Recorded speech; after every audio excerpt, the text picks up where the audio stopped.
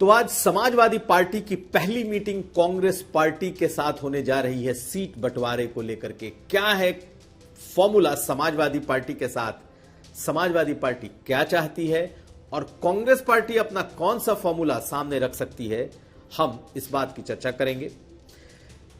यह भी जान लीजिए कि क्या अखिलेश यादव को राम मंदिर के उद्घाटन का न्योता मिला है। वीएचपी यानी कि विश्व हिंदू परिषद ने तो दावा कर दिया है, लेकिन अखिलेश यादव ने इसका क्या जवाब दिया है हम आपको यह बताएंगे। और यह भी जान लीजिए कि प्रधानमंत्री ने कौन सी नसीहत अपने बीजेपी के नेताओं को दी है जो बड़बोले हैं। ये तमाम खबरें आज का यूपी में। नमस्कार, मैं हूं कुमार अभिषेक, आप देख रहे हैं यूपी तक। हम हाजिर अपना न्यूज शो आज का यूपी लेकर। तो यूपी तक की आज की सबसे बड़ी खबर यह कि समाजवादी पार्टी आज कांग्रेस पार्टी के साथ अनौपचारिक तौर पर बैठ रही है सीटों के बंटवारे को लेकर। जी हां, कांग्रेस पार्टी अभी तक अलग अलग राज्यों के नेताओं के साथ सीट गठबंधन पर, चुनावी गठबंधन पर बैठकें कर रही है, लेकिन आज जो अहम बैठक हुई है वो है समाजवादी पार्टी और कांग्रेस पार्टी के नेताओं के बीच। तो समाजवादी पार्टी के शीर्ष नेताओं में शामिल रामगोपाल यादव और कांग्रेस के बड़े नेता आज उत्तर प्रदेश में सीटों के बंटवारे के फॉर्मूले को तय करने की शुरुआत करेंगे। आज क्या इस पर कोई फैसला होगा यह नहीं कहा जा सकता, लेकिन समाजवादी पार्टी आज पूरी तैयारी के साथ इस मीटिंग में बैठ रही है। रामगोपाल यादव और जावेद अली, ये दो ऐसे नेता हैं समाजवादी पार्टी की तरफ से जो पूरे आंकड़ों के साथ, स्टैटिस्टिक्स के साथ कांग्रेस पार्टी के पास बैठेंगे, कांग्रेस पार्टी के पास जा रहे हैं। और जो इनका फॉर्मूला है वो फॉर्मूला 2022 के विधानसभा चुनाव में समाजवादी पार्टी को मिले वोट, सीट, वोट शेयर और साथ साथ 2019 में मिले समाजवादी पार्टी के वोट, सीट और वोट शेयर के साथ बैठेंगे। जब समाजवादी पार्टी अपनी वोटिंग के आंकड़ों के साथ बैठेगी तो कांग्रेस पार्टी के भी वोटिंग आंकड़ों के साथ बैठ रही है।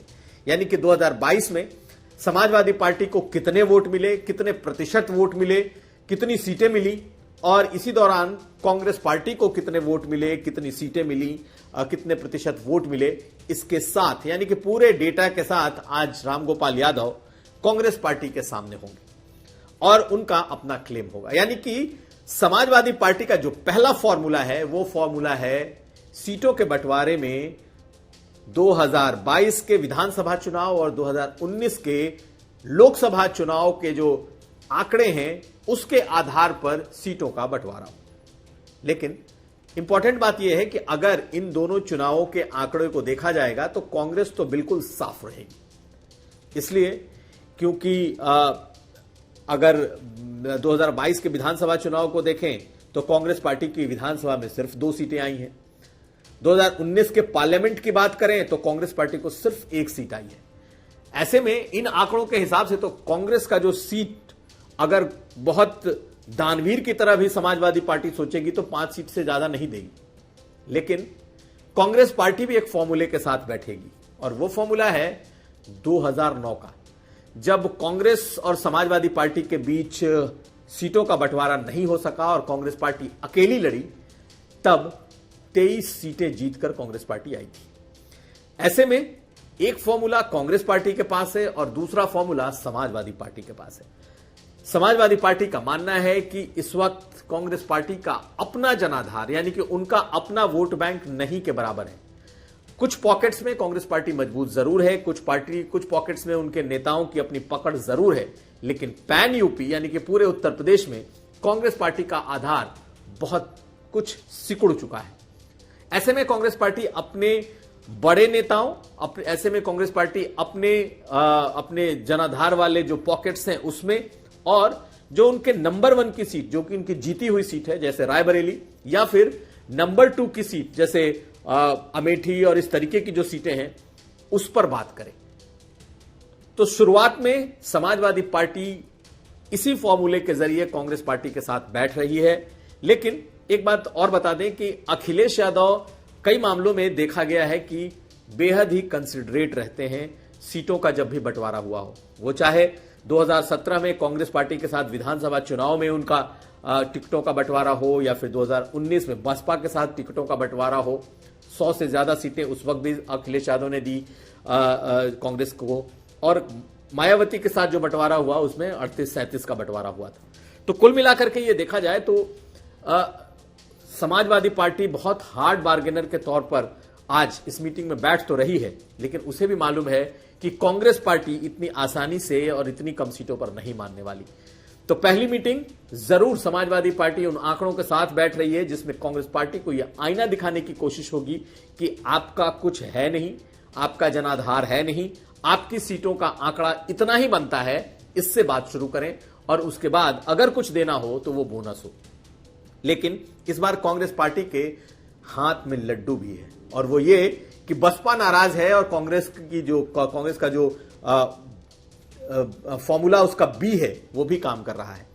यानी समाजवादी पार्टी अकेले सीटों के मुद्दे पर कांग्रेस को ब्लैकमेल नहीं कर पाएगी, उसके पास बसपा जैसी पार्टी है और यह बात समाजवादी पार्टी को भी पता है। तो कुल मिलाकर के यह माना जा रहा है कि आज की बैठक शुरुआती बेहद अहम है और इसमें देखना यह होगा कि बात कहां तक आगे बढ़ती है, लेकिन सीटों का बंटवारा होगा। अब कहां तक जाएगा यह कहना मुश्किल है। कांग्रेस पार्टी के सूत्रों की माने तो वो 25 से 30 सीटों पर एडमेंट हैं कि उससे कम सीटों पर नहीं लड़ेंगे, लेकिन 2009 का जो फॉर्मूला है वो 23 सीटों का है। तो कोई भी जो राजनीतिक विशेषज्ञ है वो ये मान रहा है कि कम से कम 20 सीटों तक कांग्रेस का आंकड़ा जाएगा। लेकिन आज चूंकि शुरुआती बैठक है, इसलिए इस बैठक में क्या निकलता है हम आपको इस बारे में अपडेट करते रहेंगे। अब अगली खबर,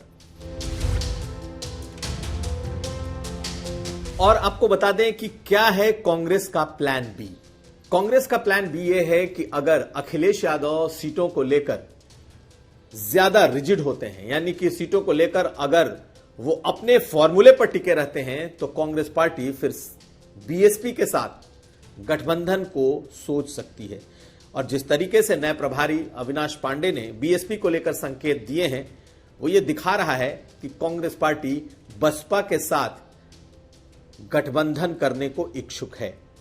ऐसे में अगर यह गठबंधन टूटता है या इस गठबंधन से बात नहीं बनती, तो कांग्रेस पार्टी प्लान बी के तौर पर समाजवादी पार्टी को बहुजन समाज पार्टी को अपने साथ जोड़ सकती है। और यही कांग्रेस पार्टी का प्लान बी है और यही वो पॉइंट है जिसके जरिए वो समाजवादी पार्टी और खासकर अखिलेश यादव से ज्यादा सीटें झटकने के मूड में है। हालांकि यह बात भी सच है कि कांग्रेस पार्टी चाहती है कि उत्तर प्रदेश में सपा, बसपा, कांग्रेस, आरएलडी और जो अपना दल कमेरावादी है, यह सबका एक गठबंधन बने और पूरी 80 सीटों पर 1 to 1 यानी कि एक के बनाम एक चुनाव हो। ऐसे में पहले समाजवादी पार्टी के साथ उनकी बात बनती है या नहीं, इस पर नजर रहेगी। बन गई तो ठीक, अगर नहीं बनी तो फिर प्लान बी के लिए भी तैयार रहना होगा। अब अगली खबर, और अब आज बीजेपी की जो एक बड़ी मीटिंग हुई उसमें प्रधानमंत्री ने अपने नेताओं को नसीहत दी है। और यह नसीहत 22 जनवरी को जो अयोध्या में नए राम मंदिर का उद्घाटन हो रहा है उसके मद्देनजर दी गई है। लेकिन यह नसीहत अपने उन बड़बोले नेताओं के लिए है जो अपनी बातों से माहौल को खराब कर रहे हैं। यानी कि सांप्रदायिक बातें कर देना, मंदिर बनते वक्त हिंदू मुसलमान की बातें कर देना, इसकी वजह से देश भर में अगर किसी भी तरह का कोई नफरती माहौल पैदा होता है तो फिर इसकी जिम्मेदारी कौन उठाएगा। आज प्रधानमंत्री मोदी ने अपने नेताओं के साथ मीटिंग में इस बात को रखा कि कोई भी आपत्तिजनक बयान अपने नेता की तरफ से न दिए जाएं, किसी भी तरह का कोई अग्रेसन नहीं दिखाया जाए, इस तरह की बातें न हो जिससे दूसरों को चोट पहुंचे। तो प्रधानमंत्री के इन बयानों का कितना असर होगा। उन्होंने अपने नेताओं को 22 तारीख के इस मंदिर उद्घाटन को देखते हुए बहुत सख्त निर्देश दिए हैं, लेकिन क्या उनके नेता मानेंगे। जब विपक्ष के नेताओं से हमने आज बात की तो उनका मानना है कि उनकी मंत्रिमंडल में ऐसे लोग हैं जो उनके बोलने के बावजूद बयान दे रहे हैं। प्रधानमंत्री ऐसे लोगों के खिलाफ कौन सी कार्रवाई करेंगे। विपक्ष का यह भी कहना है कि प्रधानमंत्री ये बोल रहे हैं तो उनके नेता और ज्यादा बोलेंगे ताकि उनके नंबर बढ़ सकें। और अब बात अखिलेश यादव को राम मंदिर के मिले निमंत्रण की। विश्व हिंदू परिषद के अध्यक्ष आलोक कुमार ने यह दावा किया है कि अखिलेश यादव को 22 जनवरी को होने वाले राम मंदिर के उद्घाटन का न्योता दिया गया है, यानी कि उन्हें यह न्योता मिला है और उन्हें 22 तारीख के कार्यक्रम में अयोध्या बुलाया गया है।